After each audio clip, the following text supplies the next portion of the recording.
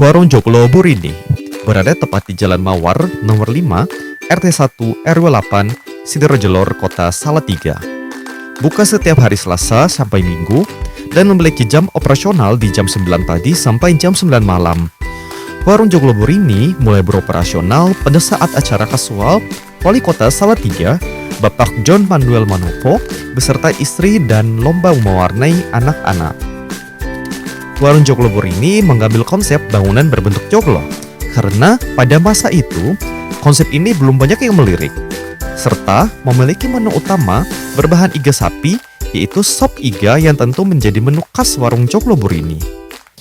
Konsep yang begitu asri dengan pemandangan langsung Gunung Merbabu, merupakan daya tarik konsumen untuk datang menyantap makanan dengan suasana tenang dan damai. Pelayanannya ramah dan menyenangkan oleh para staf membuat pelanggan nyaman. Serta makanan khas yang disajikan memiliki cita rasa tinggi dalam berbagai hal. Rasa yang konsisten dengan penyajian khusus oleh chef. Warung Joglo Burini menjadi tempat yang nyaman bukan hanya tentang sajian makanan, tetapi suasana yang begitu asri menjadi daya tarik dan keistimewaan dari Warung Joglo Burini. Warung Joglo Burini memiliki fasilitas berupa bangunan joglo utama kapasitas 50 kursi, bangunan gubuk utama kapasitas 40 kursi, bangunan gubuk kapasitas 40 kursi, bangunan gubuk kapasitas 30 kursi, bangunan gubuk lesehan kapasitas 25 orang, meja kursi di bawah pohon sukun dan lapangan total 50 kursi, lapangan atau area terbuka, parkir mobil dan parkir motor, musola kapasitas 25-30 orang, toilet pria dan wanita, serta fasilitas tambahan seperti speaker dan mikrofon, serta layar untuk proyektor. Dan berikut adalah video kami mewawancarai owner dari Warung Joglo Burini, yaitu Pak Arso Aji Satjiarto. Oke, selamat sore Pak. Perkenalkan, kami dari KKN Unis Giat. Sebelumnya nama saya Nisa Pak, dan untuk saat ini mendapatkan tugas untuk meliputi UMKM. Dan kemudian saya memang memilih Joglo Burini karena memang kami berada di Kelurahan Sidoarjo dan juga mendapatkan rekomendasi dari orang-orang sana dan juga Bu Lurah juga Pak. Nah, mungkin sedikit pertanyaan untuk bahan dari video kami terkait dengan Joglo Burini. Ini langsung dengan Pak Owner ya Pak? Dengan Bapak siapa Pak? Dengan Arso, Pak Arso, ya. Oke Pak. Pak Arso langsung dari owner dari Joglo Burini ya? Ya. Nah, untuk pertanyaan pertama nih Pak, mungkin Bapak bisa menjelaskan sedikit terkait dengan asal-usul terbentuknya dari Joglo Burini ini sendiri Pak? Jadi Joglo Burini itu berdiri kira-kira sekitar 18 tahun yang lalu. Tepatnya tanggal 18 November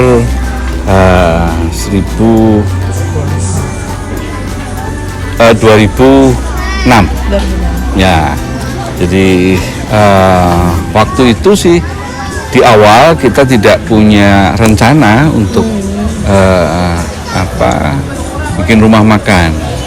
Jadi kami punya satu joglo yang selalu kita fungsikan untuk pertemuan sosial, baik untuk pertemuan RT, pertemuan RW, untuk anak-anak latihan dance, untuk ada ibadah dari gereja gitu. Jadi kami sudah ada joglo dan itu memang kita fungsikan untuk lingkungan sekitar. Nah,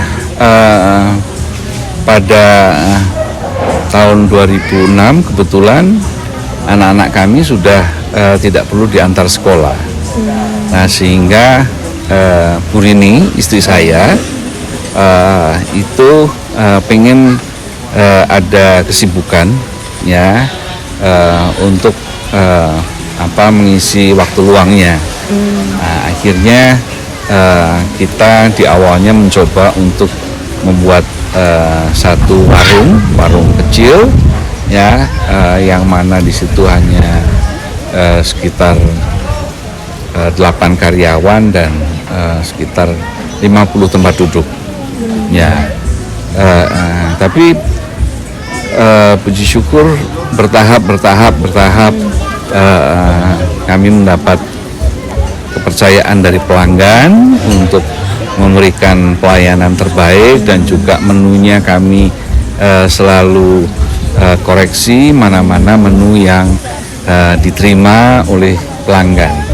Jadi pada akhirnya kami menentukan menu-menu apa yang memang menjadi unggulan kami, dan itu betul-betul menjadi daya tarik bagi perkembangan warung joglo. Oke Pak, sudah sangat jelas ya terkait dengan asal usul yang juga menarik sekali terkait dengan joglo ini sendiri. Mungkin Bapak bisa sebutkan menu signatur nih Pak yang memang mungkin sering dipesan oleh para konsumen di sini Pak. Ya, jadi menu signatur kami di awal kami sebenarnya ingin membuat satu menu olahan, waktu itu hanya sederhana karena warung kecil ya, jadi kami hanya pengen membuat ayam goreng dan menu bebek begitu. Tapi ternyata pada saat itu sedang musim pandemi, bukan COVID, belum COVID itu tahun 2006 kan belum COVID, jadi masih ada pandemi flu burung. Ya, nah sehingga masakan olahan ayam, masakan olahan unggas seperti bebek dan lain sebagainya kurang diminati. Nah, waktu itu kami berpikir olahan apa yang menjadi daya tarik masyarakat, dan juga secara bahan baku memang menjadi sudah ada di Salatiga. Jadi bahan baku murni Salatiga yang kami pilih adalah bahan olahan sapi. Nah, olahan sapi ini kami di awalnya hanya membuat sup iga sapi. Ya. Pada saat tahun 2006 belum ada rumah makan di Salatiga yang menyajikan menu sup iga sapi. Nah, karena ini adalah menu baru, ya, waktu itu beberapa rumah makan tidak membuat menu iga sapi, tetapi biasanya sup iga buntut sapi. Ya.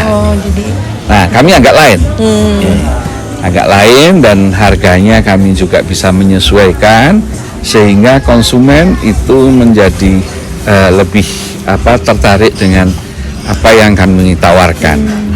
Nah, dalam perkembangan sekitar 6 bulan setelah kami operasional dan tamu sudah mulai cukup banyak, kami membuat olahan iga bakar.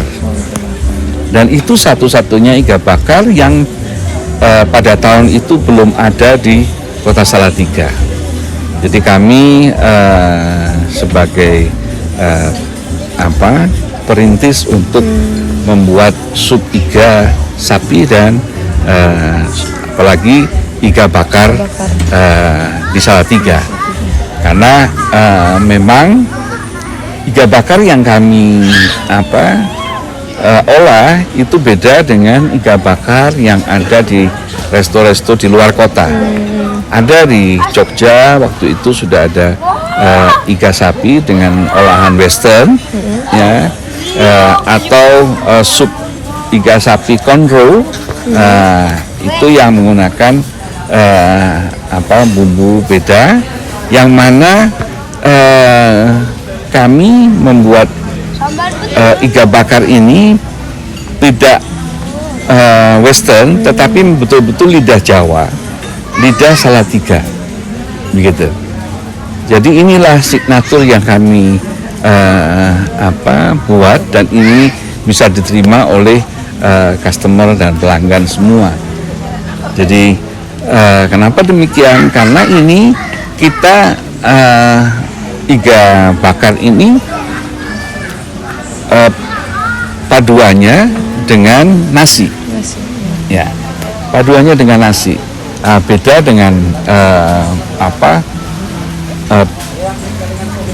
iga yang diolah secara western, biasanya paduannya dengan kentang. Ya. Iya, Pak. Ada beberapa pilihan kentang yang seperti steak ya. Steak. Ada macam-macam kentang yang biasanya seperti itu. Tapi kami dengan nasi, sehingga ini betul-betul menjadi diterima oleh masyarakat untuk menikmati iga sapi yang betul-betul beda dan belum ditemui. Baik, Pak. Ya. Oke.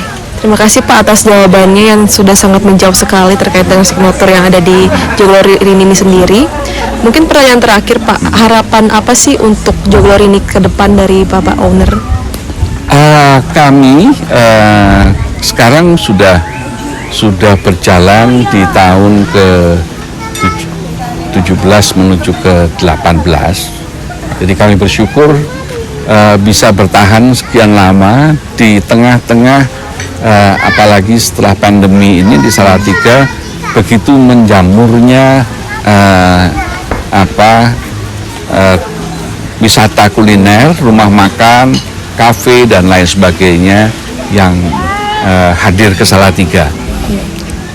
Kebetulan saya juga sebagai ketua PHRI bersyukur Salatiga ini menjadi salah satu kota tujuan kuliner. Oh iya. Ya, dan kami tetap selalu meningkatkan untuk ke depan, baik itu kualitas dari sajian kami maupun lingkungan yang nyaman, yang aman, yang adem gitu, sehingga banyak warga Salatiga sendiri yang tidak menemukan rumah makan yang damai, tidak bising sama sekali, tidak mendengar ada kendaraan bermotor, ya. Di sampingnya adalah sawah, gunung, ya.